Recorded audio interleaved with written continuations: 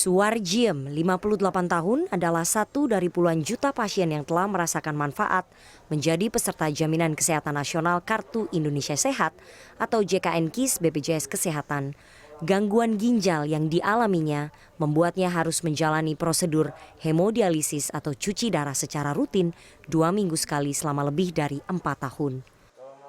Dengan estimasi biaya hemodialisa sebesar 800 hingga 1 juta rupiah per sekali perawatan, ia dan suami yang telah menjadi pensiunan tentu sangat terbebani secara finansial setiap kali harus menjalani terapi yang menjadi penopang hidupnya tersebut.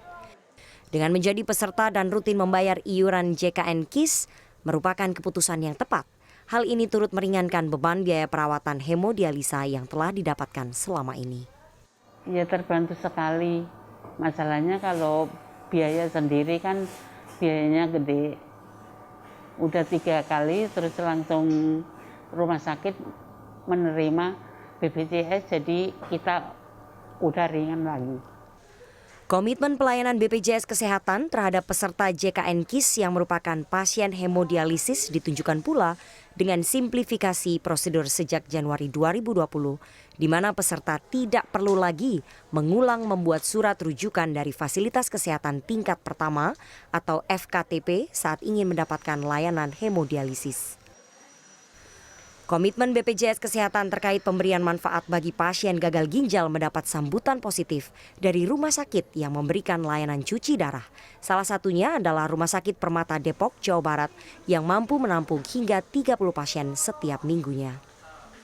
Rumah Sakit Permata Depok itu sudah kerjasama dengan BPJS Kesehatan itu sejak tahun 2016. Di dalamnya juga termasuk kerjasama untuk cuci darah bagi peserta JKN. Jadi bagi peserta JKN yang memang mengalami gagal ginjal dan perlu cuci darah, itu bisa berobat dan melakukan cuci darah di rumah sakit. Jadi sama seperti pasien JKN yang lain yang dalam untuk mendapatkan pelayanan di rumah sakit kami itu memang semuanya free, termasuk cuci darah itu sendiri. Peserta JKN KIS lain yang juga turut merasakan manfaat dari BPJS Kesehatan adalah Ira Wulandari. Ibu 2 anak ini telah menggunakan BPJS Kesehatan saat melahirkan kedua buah hatinya melalui operasi sesar.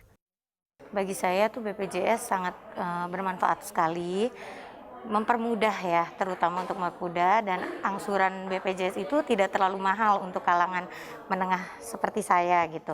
Dan saya sangat beruntung lagi karena 2 anak saya itu memang dua-duanya harus ada tindakan sesar karena ada sebuah masalah lah. Dan dengan adanya BPJS ini saya sangat membantu karena kan kalau tidak melalui BPJS biayanya lumayan ya kalau untuk sesar. Jadi untuk anak pertama dan anak kedua itu BPJS benar-benar sangat membantu buat saya. Apalagi jarak anak saya yang pertama dan kedua itu cuma 3 tahun. Jadi mau nggak mau harus sesar lagi. Nah yang kedua itu lebih parah, dia harus masuk NICU. Dan alhamdulillah adanya BPJS itu saya di-cover NICU-nya. Waktu itu anak saya masuk NICU sekitar seminggu. Nah kalau tidak pakai BPJS ya biayanya bisa di atas 15-an lah.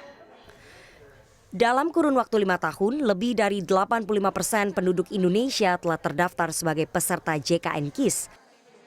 Di tahun 2019, rata-rata pemanfaatan peserta JKN KIS dalam menerima jaminan pelayanan di fasilitas kesehatan adalah sebanyak lebih dari 750.000 kunjungan per hari kalender. Sehingga dengan membayar iuran JKN KIS secara rutin, maka turut mendukung keberlangsungan program JKN KIS serta mewujudkan perlindungan kesehatan yang adil dan merata.